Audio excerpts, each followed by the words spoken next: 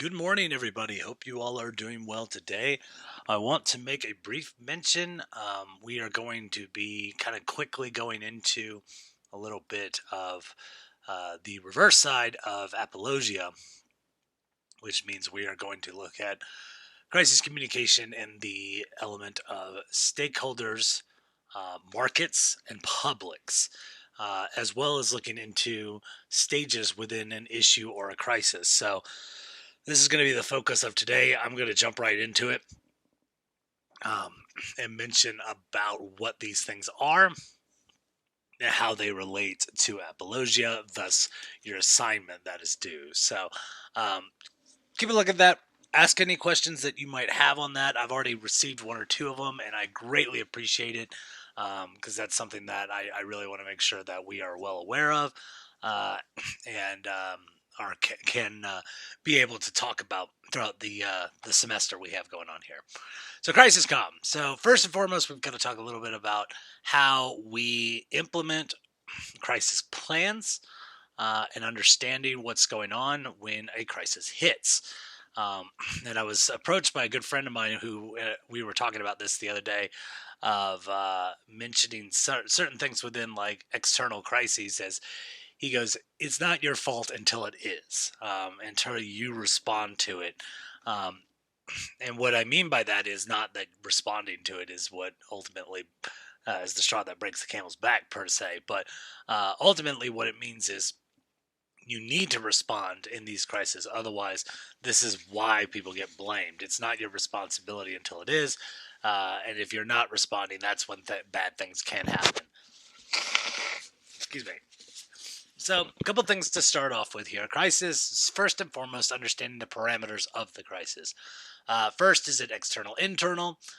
Do you have control over mitigating the crisis? The biggest thing within any crisis is when we look in terms of expectancy violation.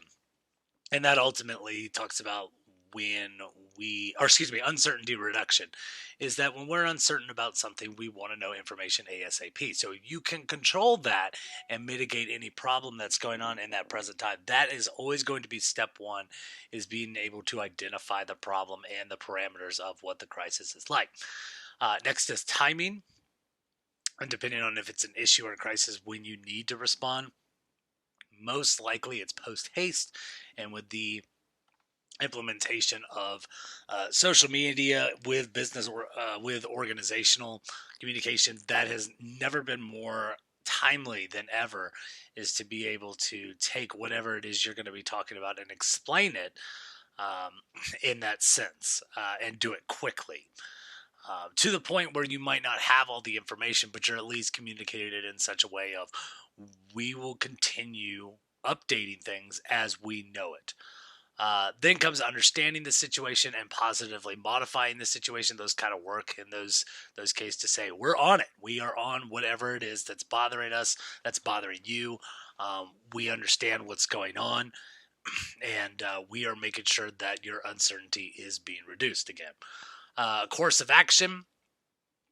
In this case, what do we plan to do to mitigate said action, especially if you haven't done said thing yet? These are all things, and it might actually be some courses of action that you didn't anticipate, as in ones that might be helped out within your stakeholder community that want to help out. Um, don't forget, there are people that are very much in line with your organization and might want to help, such as the case with a soccer team that tried to help out a community when there was a bombing on a bus for that team, and there was a crackdown on the stadium, making sure that everything was okay before they played a match. But it stranded a bunch of fans. So this is a team called Borussia Dortmund and AC Monaco. This happened a couple of years ago, and AC Monaco was stranded. They're a team out of France. They were playing a team in Germany. And if memory serves, Dortmund is not too far out of Cologne, Germany. But these Monaco fans didn't have anywhere to go. And so, because again, they weren't going to play the match because they were making sure there weren't any bombs within the stadium. So, what they did was actually pretty incredible. And I'll share a video of this because I just absolutely love this. And I'll actually talk about it in sports communication as well when we get to some of the more esoteric uh, areas of crisis. But what they did was people of Dortmund went onto social media and said, hey, if you're an AC Monaco fan, if you are from France and you are stranded, we will take you in. So these Dortmund fans living in this area to decide to take in these Monaco fans. And the organization of it, Borussia Dortmund, picked up on it and said, yes, hey, I think it was hashtag Beds for Away fans. If you can look this up and support these Monaco fans, we are football. We are friends of each other. You know, we're against each other when it comes to being on the pitch, but at the same time, we are people, and we're going to support each other. And that was huge, and it turned out to be really, really good. Um, where you see arguing the support of your plan didn't need much argumentation. Is you will have a bed for the night, you will be safe, and then you can watch the game tomorrow, which is what they did. They rescheduled it for the next day.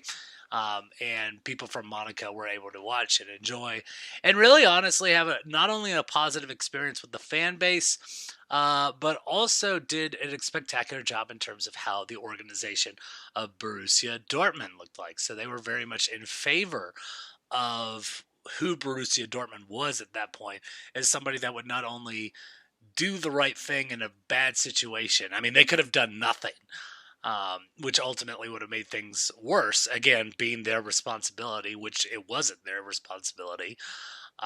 But doing so in a way that protected people's safety, as in making sure that all bomb threats were over in the stadium, and that was a good idea, but also providing a safe place to stay while that was going on, and that was a good idea.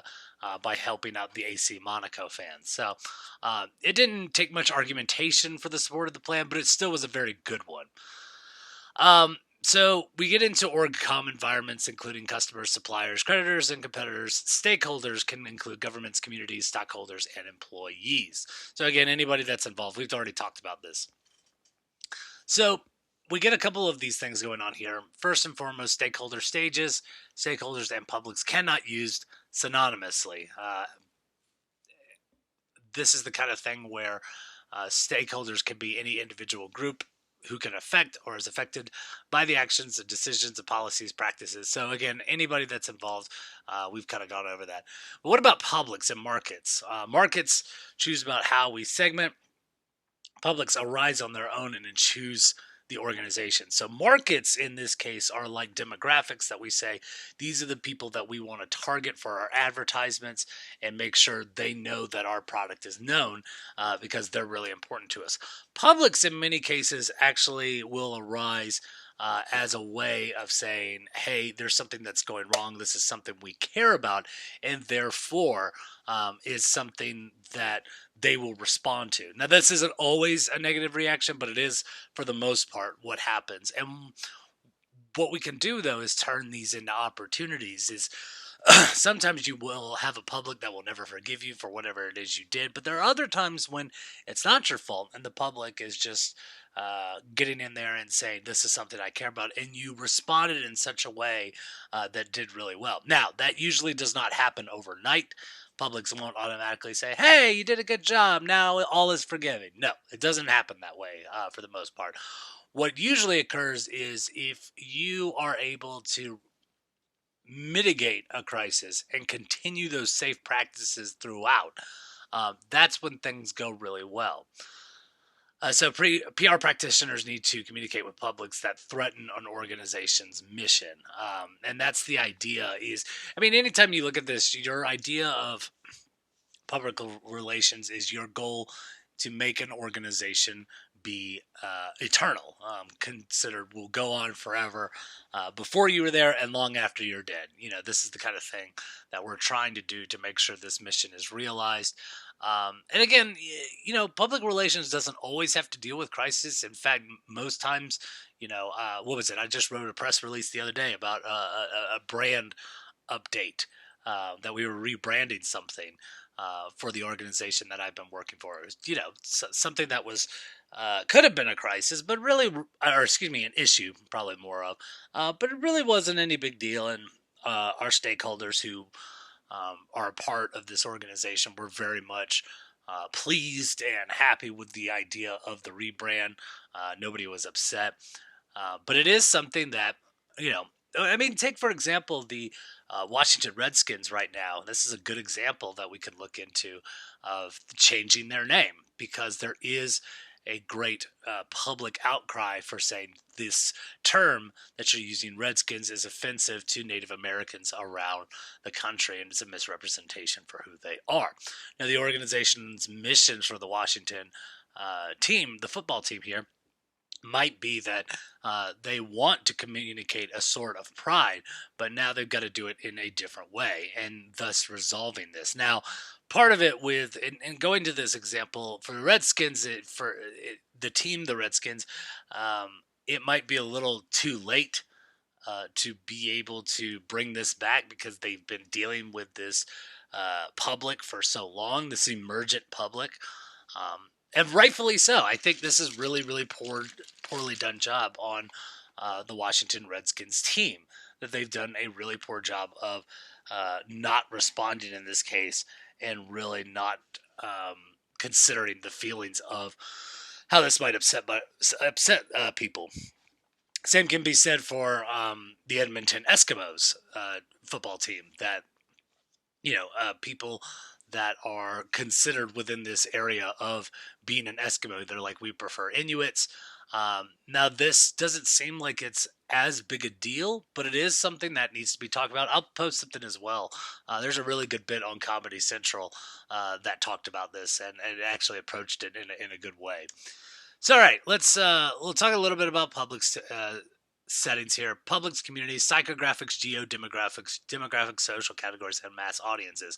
A lot of these are from smaller areas to bigger areas, communities to mass audiences. You'll have these places in pockets of it. Consider again, if we go back to the Native American mascot topic of, let's say, the Florida State Seminoles. This has been an ongoing conversation for Florida State University. And one of the things that they've had in terms of their issue is that there are groups of Seminole tribes in Oklahoma that says this is really offensive. We are not in support of your naming your school after our Seminole tribe. Whereas the defense for Florida State is that there are the tribes in Florida that are also Seminole tribes that say, no, actually what's going on is okay. And this is kind of this separate communities here. Whereas psychographics kind of look into lifestyle choices, which is a little bit more esoteric. Whoops, messed that up. There we go. You can look up VALS 2, VALS 2. That talks a lot about psychographics and what those might mean. And a lot of these are interest related. They could be based on socioeconomical income, but at the same time, it's how we use money. I mean, you can have people that are not making a lot of money, but at the same time wanting trendy clothes. That's a very, what is it? A striver, I think is what they are. Psychographic in this case. Geodemographic looks at like zip codes. Is pretty specific in that capacity. Demographics and social categories. These are areas of, again, if you are a demographic information would be like a Black Lives Matter, would be a movement within Publix of being really upset by police brutality, and thus these social categories arise. And then mass audiences is when that's brought even further. Typically, when these kind of things occur, you can't always control them, but we want them to stay as small as possible because when it comes to mass audiences, usually it's already been so overwhelmingly not resolved that this needs to be done. So in the case of, again, the Washington Redskins, it's already reached this mass audience stage where people are well known. Whereas, and this, this is, at least in my opinion, more debatable of, the People for the Ethical Treatment of Animals, or PETA, saying that certain animal mascots should be banned, and a lot of those cases, it's really resting within the communities that they may be for it or against it. I know University of South Carolina has had this issue with their mascot, the Gamecocks, with this case, and I'm not in any way supporting anything with cockfighting, but there may be an insinuation that there's I mean, this could be reducive offensiveness, that there's more to the naming of this mascot in this case than specifically cockfighting in this case. And so, whether or not South Carolina will respond to it will be another story. But is something at least interesting to think about. And this comes into the issue stage of how organizations will respond in any given case here. I usually like to go in this Buchholz, Evans, and Wagley 1989 study that looks at reactive, accommodative, proactive, and interactive. And in many cases, reactive in this way fights change, that they're not going to do anything, they're going to hold their ground. And this is sometimes a good way of doing things, but most times, especially with social movements, might not be the best way of doing things, especially when you're kind of on the wrong side of history in this case. And, things need to change. Again, Washington Redskins have been doing this fighting change for a very, very long time. And it's just come to be worse and worse, understandably so, because again, this is very much a depiction of Native Americans that is not viewed favorably, specifically, or mainly, I shouldn't say specifically, but mainly because of the name. Accommodative looks in terms of adapting to change, usually can mean that there is a lot of reactive, but finally saying, hey, look, yeah, you're right, we need to change this. This is not a good thing that we are doing right now, and we need to change that. So this is really important to make sure that we adapt. Proactive means that you influence change, that you go out of your way. There are brands that do a really good job of this. One company that I think probably does proactive better than anybody is actually Ben and Jerry's. They're extremely proactive in everything that they've done. I also like looking at Wormwood. If you watch that video in its entirety, one of the things you might notice is he says, we are not a merit-based system. We are, what is it? Oh, we are a character-based system, to where we judge you based on your character. So if you are a convicted felon and we know that you have repented for whatever crime it is and you are of good character, then we will hire you. And I think Ben and Jerry's has had a similar model in this case. But Ben and Jerry's have been in marches for Black Lives Matter. And again, really trying to go out of their way to be part of corporate social responsibility in terms of being a corporate citizen. And they do a very good job in that case. So they really influence change in this. And interactive is what most companies do, is adjusting to and influencing change. So in some cases, one things that companies do is that they'll realize what they've done. They need to move around for the problems that they've done, but also they'll do different things to make sure that they are kind of staying ahead of the curve. One thing that McDonald's did when it comes to the documentary Super Size Me, I know I keep referencing this example, but one of the things they did was they said, we're going to not only adapt and adjust to what was accused of us, which was, getting rid of the Supersize Me, being more cognizant of children's Happy Meals in this case, by offering milk, apple wedges, and all white meat chicken nuggets instead of having dark meat chicken nuggets, French fries, and a soft drink, that kind of thing. So that's adjusting. Influencing was one thing that they did really interesting. Was they actually donated to tsunami relief. I believe that this was in the Philippines as this occurred, and the Ronald McDonald House donated a handful of their funds to make sure that those people in the Philippines that were affected by the tsunami in this case were given proper funds to try to rebuild. So these are all kind of areas within understanding this. I want you to understand this because I want you to think of two things. One, understanding your stakeholder and who matters. I think a lot of the cases, the reason why, again, for the Washington Redskins, is that they didn't change is because they have a stakeholder base that's so adamant about their team name. Now, whether or not that's right is a completely different story.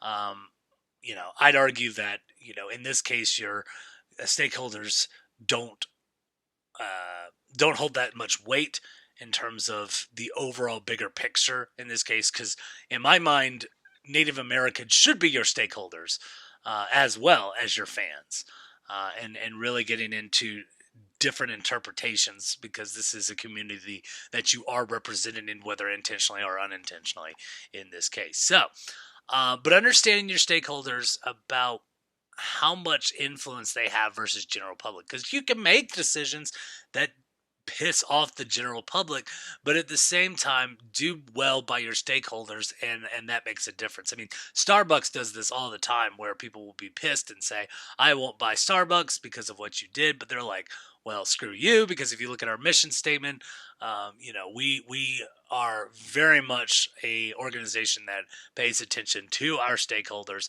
and we do not care if you don't like the way we do things. But the other thing I want you to think about is how does your organization respond in such an issue stage? So, did they respond in a way that was reactive, accommodative, proactive, or interactive? And how would you change that, or would you change that?